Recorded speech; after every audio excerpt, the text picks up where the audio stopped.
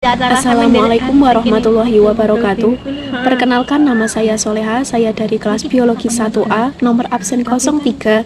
Di sini saya akan menyampaikan ayat-ayat sains yang berkaitan dengan ilmu pendidikan, ilmu biologi, ilmu kimia, ilmu fisika, ilmu matematika, dan ilmu teknologi informasi.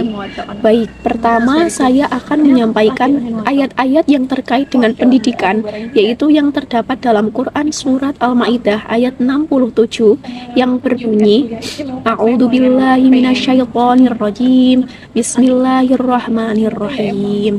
Ya ayyuhar rasulu balligh ma unzila ilaika mir rabbik wa illam taf'al fama balagta risalatah wallahu ya'simuka minan nas.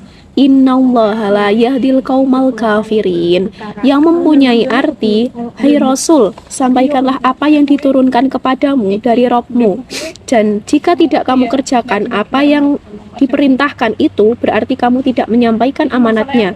Allah memelihara kamu dari gangguan manusia. Sesungguhnya Allah tidak memberi petunjuk kepada orang-orang yang kafir.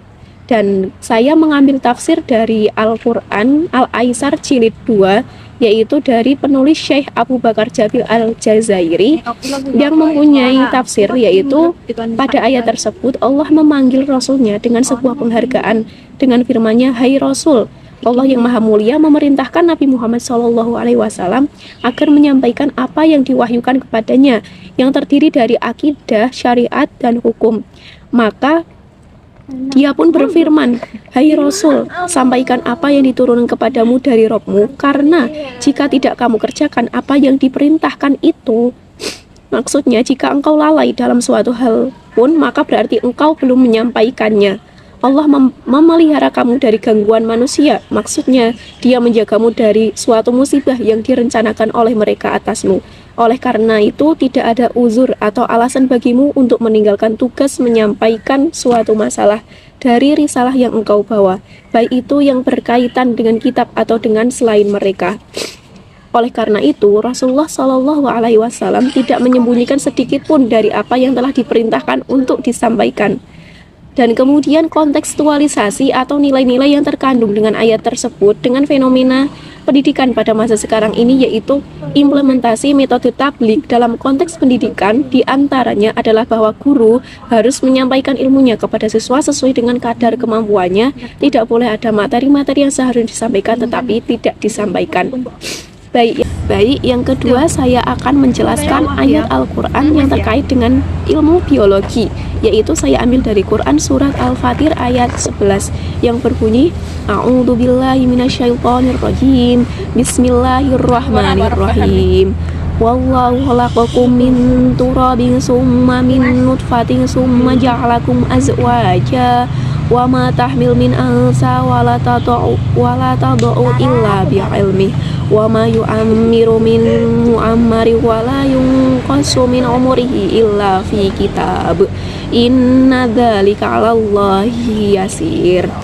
Dan yang mempunyai arti, dan Allah menciptakan kamu dari tanah, kemudian dari air mani, kemudian Dia menjadikan kamu berpasangan laki-laki dan perempuan, dan tidak ada seorang perempuan pun mengandung dan tidak pula melahirkan melainkan dengan sepengetahuannya. Dan sekali-kali tidak dipanjangkan umur seorang yang berumur panjang dan tidak pula dikurangi umurnya melainkan sudah ditetapkan dalam kitab Lauhul Mahfuz. Sesungguhnya yang demikian itu bagi Allah adalah mudah. Dan tafsirnya saya mengambil dari tafsir Al-Quran Al-Aisar, yaitu karangan dari Syekh Abu Bakar Jabir Al-Jazairi, yang menafsirkan pada ayat ini, yaitu penciptaan awal manusia dari tanah, yaitu Adam, kemudian menciptakan keturunannya dari ovum yang dibuahi oleh air mani, kemudian dijadikan berpasangan, yaitu laki-laki dan perempuan. Ini merupakan suatu bentuk kebesaran dan kekuasaan Allah yang mengharuskan manusia untuk menyembah dan mengisahkan Allah. Kemudian yakni tidak ditambah dan tidak pula dikurangi umurnya, melainkan sudah ditetapkan di dalam kitab takdir. Hal ini merupakan bentuk kebesaran ilmu Allah Subhanahu wa Ta'ala dan tidak ada yang sulit bagi Allah. Kemudian yang selanjutnya yaitu kontekstualisasi atau nilai-nilai yang terkandung dalam ayat tersebut dengan fenomena biologi di masa sekarang, yaitu tidak ada seorang perempuan pun yang mengandung dan melahirkan melainkan dengan sepengetahuannya, dan tidak dipanjangkan umur seseorang dan tidak pula dikurangi umurnya, melainkan sudah ditetapkan dalam kitab Lauh Mahfudz. Sungguh yang demikian itu mudah bagi Allah. Selanjutnya saya akan menjelaskan mengenai ayat Al-Quran yang terkait dengan ilmu fisika. Di sini saya akan mengambil surat Ar-Rahman ayat ke-7 yang berbunyi, A'udzubillahi minasyaitonirrajim. Bismillahirrahmanirrahim. Wassamaa'a rafa'aha wa wada'al mizan, yang mempunyai arti dan langit telah ditinggikannya dan dia ciptakan keseimbangan. Dan kemudian tafsir, saya juga mengambil tafsir dari Al-Quran dari Al-Aisar karangan Syekh Abu Bakar Jabir Al-Jazairi yang menafsirkan ayat ini, yaitu hal ini sebagai bentuk nikmat Allah untuk manusia dan jin dengan tinggikannya langit dan dihiasi dengan bintang-bintang, matahari dan bulan. Hal ini yang dimaksud adalah keadilan, karena Allah telah memerintahkan dan mengilhamkan untuk menciptakan perangkatnya dan menumbuhkan di dalam jiwa untuk mencintai keadilan. Kemudian kontekstualisasi atau nilai-nilai yang ada pada ayat tersebut dengan fenomena ilmu fisika pada masa sekarang, yaitu menurunkan sistem keadilan di muka bumi sebagai dasar hukum. Allah menciptakan langit maupun bumi dengan benar dan adil agar segala sesuatu pun dapat berjalan dengan benar dan adil. Baik, selanjutnya saya akan menjelaskan mengenai ayat Al-Quran yang terkait dengan ilmu kimia yang terdapat dalam Quran surat Al-Anbiya ayat 30 yang berbunyi, A'udzubillahi minasyaitonirrajim. Bismillahirrahmanirrahim. Awalam yarol ladzina kafaru anna samawati wal arda kanata ratqan fafataqnahuma wa ja'alna minal ma'i kulla syai'in hayy afala yu'minun, yang mempunyai arti, dan apakah orang-orang kafir tidak mengetahui bahwa langit dan bumi keduanya dahulunya menyatu, kemudian kami pisahkan antara keduanya, dan kami jadikan segala sesuatu yang hidup berasal dari air, maka mengapa mereka tidak beriman? Dan kemudian ayat tersebut ditafsirkan oleh Syekh Abu Bakar Jabir Al-Jazairi, dan dalam tafsirnya beliau mengatakan bahwa apakah mereka tidak melihat segala sesuatu yang menunjukkan kekuasaannya, ilmu dan hikmahnya dalam penciptaan langit dan bumi, bahwa dulunya langit dan bumi itu bersatu pada dalam kabut. Lalu Allah menciptakan dari kabut itu 7 langit dan 7 bumi, sebagaimana langit itu bisa terbelah untuk mengeluarkan tumbuh-tumbuhan yang beraneka warnanya, baunya, rasanya, dan manfaatnya. Sebenarnya segala sesuatu yang hidup di atas bumi ini berasal dari air.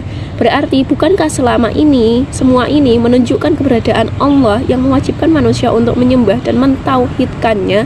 Tapi mengapa manusia tidak beriman? Dan kemudian kontekstualisasi ayat tersebut dengan ilmu kimia pada masa sekarang dan nilai-nilai yang terkandung di dalamnya, yaitu ayat ini mengingatkan kepada kita semua akan sebuah anugerah besar yang dapat disaksikan oleh mata kepala setiap manusia.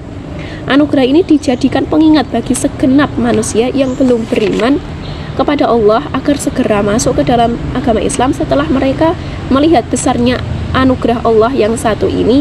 Anugerah ini adalah air yang menjadi sumber bagi seluruh kehidupan di bumi. Baik, selanjutnya saya akan menjelaskan mengenai ayat Al-Quran yang terkait dengan ilmu matematika, yaitu saya ambil dari Quran surat Al-Kahfi ayat 25 yang berbunyi, A'udzubillahi minasyaitonirrajim. Bismillahirrahmanirrahim. Walabitu fi kahfihim mi'atin sinina wasdadu tis'a, yang mempunyai arti, dan mereka tinggal dalam gua selama 300 tahun dan ditambah 9 tahun. Dan tafsirnya juga menerangkan bahwa Allah Subhanahu wa Ta'ala mengabarkan bahwa para pemuda yang tinggal di gua dan tertidur dari waktu mereka masuk hingga Allah pertemukan mereka dengan kaumnya 300 tahun hitungan kalender Syamsiyah ditambah 9 tahun hitungan kalender Qamariyah.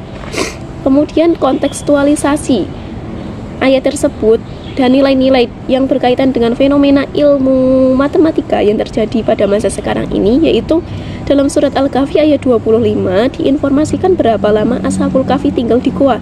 Mereka tidur dalam gua itu selama 300 tahun menurut perhitungan ahli kitab berdasarkan tahun matahari syamsiah, dan 300 tahun lebih 9 tahun menurut perhitungan orang Arab. Berdasar bilangan itu tahun bulan Komariah. Penjelasan Allah tentang berapa lama Ashabul Kahfi tidur di dalam gua merupakan mukjizat bagi Nabi Muhammad. Beliau tidak belajar ilmu falak, tetapi mengetahui selisih hitungan 9 tahun antara perhitungan sistem matahari selama 300 tahun dengan sistem perhitungan bulan tahun. Baik, selanjutnya yang terakhir saya akan menjelaskan mengenai Al-Quran yang menjelaskan mengenai teknologi informasi, yaitu yang terdapat dalam Quran surat Yasin ayat 41 yang berbunyi A'udzubillahi minasyaitonir rajim. Bismillahirrahmanirrahim. Wa ayatul lahum anna hamalna dzurriyyatahum fil fulkil mashhun, yang mempunyai arti, dan suatu benda kebesaran Allah bagi mereka adalah bahwa kami angkut keturunan mereka dalam kapal yang penuh muatan. Tafsirnya yaitu kami membawa keturunan Nuh yang beriman dan kami menyelamatkan mereka karena keimanan dan pengesaan mereka terhadap kami. Lalu kami tenggelamkan mereka yang musyrik. Hal tersebut merupakan suatu tanda tentang keridhaan Allah Subhanahu wa taala kepada kaum mukminin yang mengisahkannya, dan sebagai tanda murka Allah kepada orang-orang kafir yang musyrik sekaligus mendustakan. Kemudian kontekstualisasi ayat tersebut dengan fenomena ilmu teknologi informasi sekarang ini, yaitu kejadian tentang terapungnya sebuah kapal di atas air yang sedianya didatangkan sebagai zat menenggelamkan bagi kaum pembangkang, namun pada sebagian lain justru sebaliknya. Al-Suyuti dalam jalan lain secara tegas menyatakan bahwa kapal tersebut adalah kapal Nabi Nuh alaihissalam. Kala itu seluruh manusia dan hewan binasa kecuali yang terangkut oleh kapal Nabi Nuh alaihissalam. Baik, mungkin itu sedikit penjelasan mengenai ayat-ayat sains yang saya ambil dari Al-Quran. Kurang lebihnya saya mohon maaf. Cukup sekian, terima kasih. Wassalamualaikum warahmatullahi wabarakatuh.